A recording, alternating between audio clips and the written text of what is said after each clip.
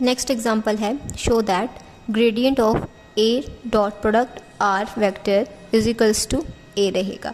यानी अगर मैं किसी अनदर वेक्टर की आर पोजीशन वेक्टर के साथ डॉट प्रोडक्ट की ग्रेडियंट फाइंड आउट करती हूँ तो वो किसके इक्वल रहेगा, उस डिफरेंट वेक्टर के इक्वल ही रहेगा। यही हमें क्या करना है, प्रूव करना है। और सेकेंडली हमें प्रूव करना है gradient of r a b equal रहेगा ए क्रॉस बी के, यानी स्केलर ट्रिपल प्रोडक्ट का अगर मैं ग्रेडियंट फाइंड आउट करती हूँ तो वो आर से अलग जो फैक्टर्स हैं उनकी क्रॉस प्रोडक्ट के इक्वल होगा।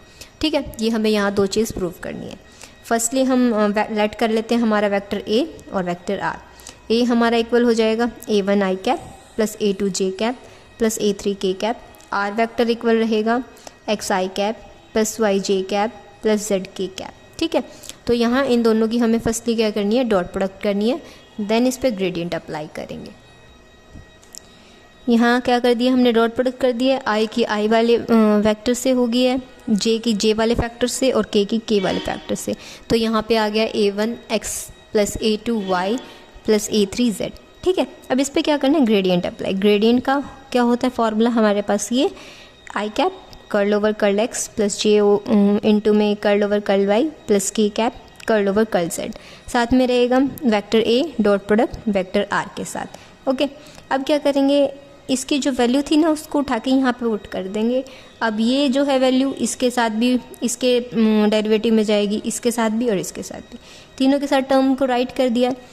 अब x वाली टर्म को ये डेरिवेट करेगा, y वाली टर्म को ये डेरिवेट करेगा एंड z वाली को ये, क्योंकि जो पार्शियल डेरिवेटिव्स होते हैं वो x के विद रिस्पेक्ट में है तो x वाली ही वैल्यू का आंसर देंगे, y के विद रिस्पेक्ट में है तो y का ही देंगे और z के विद रिस्पेक्ट में है तो z का ही मिलेगा। बाकी रिमेनिंग टर्म्स वहाँ पे क्या हो जाएंगी, ज़ीरो हो जाएंगी।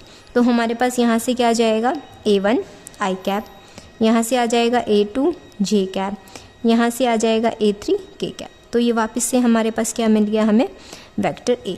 तो हमारे पास जो ग्रेडियंट रहा ए डॉट आर का वो क्या आ गया, फिर से वेक्टर ए।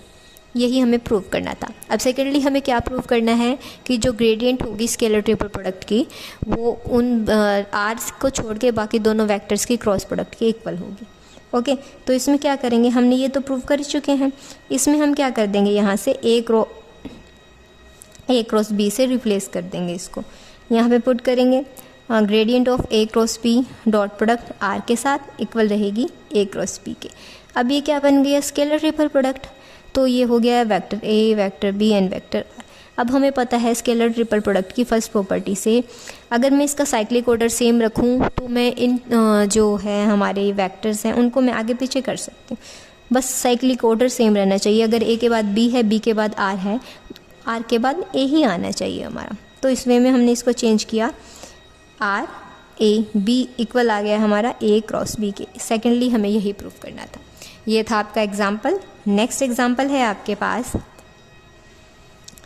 एफ जो वेक्टर आर है वो उसके मैग्नीट्यूड के इक्वल है, जहाँ पे वेक्टर आर गिवन है x I cap plus Y J cap plus Z के कैप। तो हमें क्या प्रूव करना है, फर्स्टली तो हमारे पास ये है ग्रेडियंट ऑफ 1/r की डॉट प्रोडक्ट वेक्टर बी के साथ, और इस कंप्लीट का फिर से ग्रेडियंट, और जब आंसर आ जाएगा फिर उसकी ए से डॉट प्रोडक्ट। ये चीज़ हमारी इसके इक्वल आनी चाहिए। ठीक है, तो हम लेफ्ट हैंड साइड लेके चलेंगे 1 बाय 1 और फिर हम राइट हैंड साइड के उसको इक्वल बना देंगे। फर्स्टली इसको सॉल्व करेंगे, देन इसके साथ, और देन इस ब्रैकेट को सॉल्व करेंगे, फिर इस पर ग्रेडियंट अप्लाई, ग्रेडियंट के बाद डॉट प्रोडक्ट। तो हमारे पास यही टर्म आ जाएगी। ठीक है, लेके चल पड़े ग्रेडियंट ऑफ 1/r। इसको हम पहले भी सॉल्व कर चुके हैं। अब 1/r ग्रेडियंट के साथ लगेगा। पहले तो क्या होगा, 1/r का डेरिवेटिव, फिर curl r over curl x आ जाएगा, curl r over curl y, यहाँ हो जाएगा k cap curl over curl z, साथ में 1/r। ठीक है, minus 1/r square I cap curl over curl x plus j cap curl r over curl y plus k cap curl r over curl z। पीछे भी हमारा मैं बता रही थी, वहाँ पे नॉर्मली बता दिया, वहाँ आना था curl r over curl z। ठीक है, तो उसको हमने इस तरह से राइट कर दिया है। अब इसकी वैल्यूज़ हम थ्योरम 2 यानी रिजल्ट 2 में सॉल्व कर चुके हैं। उस वैल्यू को उठा के फिर से सब्स्टिट्यूट कर दिया। यहाँ था 1 ओवर में r स्क्वायर नेगेटिव साइन के साथ, यहाँ हो गया x by r I cap plus y over r J cap plus z over r K cap. ठीक है, अब पूरे में से r को कॉमन लिया, यहाँ हो गया, ऊपर क्या बच गया था X I cap, Y J cap, Z के कैप। ये किसकी वैल्यू थी? वेक्टर r की। आंसर आ गया हमारे पास negative sign vector r over r की। ठीक है, अब ये हमने फाइंड आउट कर लिया। नेक्स्ट स्टेप थी b के साथ डॉट प्रोडक्ट। ऊपर क्या आ गया था? वेक्टर, वेक्टर के साथ इसकी डॉट प्रोडक्ट हो जाएगी। हमारे पास ये टर्म एज इट इज़ रहेगी क्योंकि ये मैग्नीट्यूड वाली टर्म थी। -1 ओवर r क्यूब, साथ में रहा b डॉट r। अब इस कंप्लीट पे हमें क्या करना है? ग्रेडियंट अप्लाई करना है। ठीक है, यहाँ हो गया हमारे पास। अब जो ग्रेडियंट है एक बार तो आपके क्या लग जाएगा इस पे, इस डॉट प्रोडक्ट पे लग जाएगा और एक बार इस पे लग जाएगा। जैसे हम हमारे डिफरेंशिएशन में करते थे, दो फंक्शंस पे अगर हम ग्रेडियंट अप्लाई कर रहे हैं, एक बार first function as it is रहेगा। ठीक है, यहाँ पे first function as it is रखा, सेकंड पे ग्रेडियंट, और यहाँ पे सेकंड पे फर्स्ट पे ग्रेडियंट और सेकंड एज इट इज़ रहा। ठीक है, तो यहाँ से हमारे पास आंसर आया। इसको सॉल्व करने के बाद यहाँ क्या हो गया?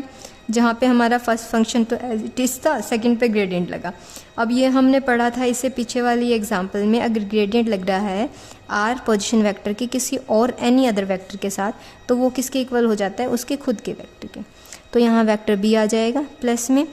अब ये वाला वेक्टर तो एज इट इज़ रहा था, इसका क्या करना था? हमें ग्रेडियंट फाइंड आउट करना था। तो इसका ग्रेडियंट ये इसके साथ भी आ जाएगा, यहाँ पे भी आ जाएगा और यहाँ पे भी आ जाएगा।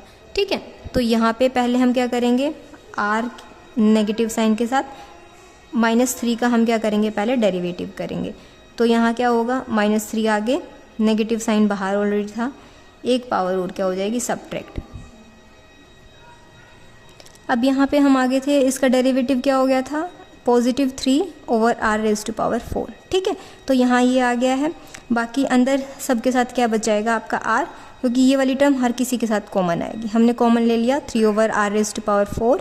यहाँ आ गया I cap curl r over curl x plus J cap curl r over curl y plus के cap curl r over curl z। ठीक है, इसकी वैल्यू हम पीछे काफ़ी एग्जाम्पल्स में यूज़ भी कर चुके हैं और आपको याद भी हो गई होगी। r over x, x by r, r over y, y by r plus z over r हो जाएगा यहाँ पे। ठीक है, कंप्लीट में से r कॉमन आएगा। यहाँ हो गया r⁵ x I cap plus Y J cap plus Z के कैप, साथ में था हमारे पास b डॉट r वेक्टर। अब लास्टली हमें इस वाले साइड की हमें डॉट प्रोडक्ट करनी है वेक्टर a के साथ। तो यहाँ पे भी वेक्टर a की डॉट प्रोडक्ट हो जाएगी, यहाँ पे भी। और ये जो हमारा था X I cap, Y J cap, Z J cap, ये हमारा किसको रिप्रेजेंट कर रहा होता है? पोजीशन वेक्टर r को। तो इसकी जगह पे हम इसको रिप्लेस कर देंगे और डॉट प्रोडक्ट कर देंगे किसके साथ? वेक्टर a के साथ। यहाँ पे हमने डॉट प्रोडक्ट की तो इसके साथ भी आ गया है डॉट a और यहाँ पे r के साथ आ गया डॉट r। तो यही हमें यहाँ पे क्या करना था? प्रूव करना था। अब नेक्स्ट एग्जांपल है, हमें ग्रेडियंट्स फाइंड आउट करने हैं फंक्शन पे। एक फंक्शन फाई गिवन है 3x² y एंड एक साई गिवन है is equals to xz² -2y। जो यहाँ पे इसका ग्रेडियंट फाइंड आउट करेंगे, इसका ग्रेडियंट फाइंड आउट करेंगे और जो आंसर आएगा उसका ग्रेडियंट फाइंड आउट करेंगे। ठीक है, तो ग्रेडियंट ऑफ फाई हमारा किसके इक्वल हो जाएगा? I cap curl phi over curl x plus J cap curl phi over curl y plus के cap curl phi over curl z। तो यहाँ पे फाई का with respect to x derivative करेंगे, यहाँ क्या हो जाएगा? 6xy। With respect to y यहाँ क्या आ जाएगा? 3x²। With respect to z करेंगे तो z यहाँ है नहीं है, इस वजह से ये क्या हो जाएगा? 0 हो जाएगा। ठीक है, नेक्स्ट क्या करना है? साई का करना है ग्रेडियंट फाइंड आउट। यहाँ पे सभी जगह पे साई आ जाएगा। अब साई का विद रिस्पेक्ट टू x करेंगे, x कहाँ है? यहाँ पे है, क्या बचेगा? z² i cap. With respect to y, y यहाँ था, क्या बच जाएगा? -2i 2 जे कैप प्लस अब z चाहिए था, z कहाँ है? यहाँ पे है, 2 आगे आ जाएगा, x z बच जाएगा यहाँ से 2xz के कैप। तो ये दोनों आ गए हैं फंक्शंस। अब फॉर्मूला क्या था हमारा? Gradient of phi dot product रहेगी ग्रेडियंट ऑफ साई के साथ। वैल्यू सब्स्टिट्यूट की, आई की आई के साथ डॉट प्रोडक्ट, जे की जे के साथ, के की के के साथ। तो हमारे पास आंसर आ जाएगा 6xy z²। 3 2 ज़ा 6 माइनस साइन के साथ -6x²। लास्ट वाला फैक्टर 0 था, इस वजह से 0 हो गया। यहाँ आंसर ये आ गया हमारा।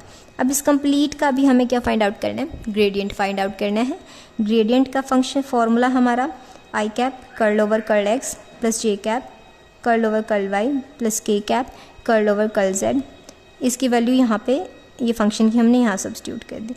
अब एक्स वाली टर्म के साथ हो जाएगा, वाई वाली को वाई वाला डेरिवेट करेगा, जेड वाली को जेड वाला डेरिवेट करेगा। तो हमारे पास आंसर आ जाएगा 6y z square minus 12x i cap plus 6x z square j cap plus 12xy z के कैप। यही हमें क्या करना था, यहाँ पे फाइंड आउट करना था।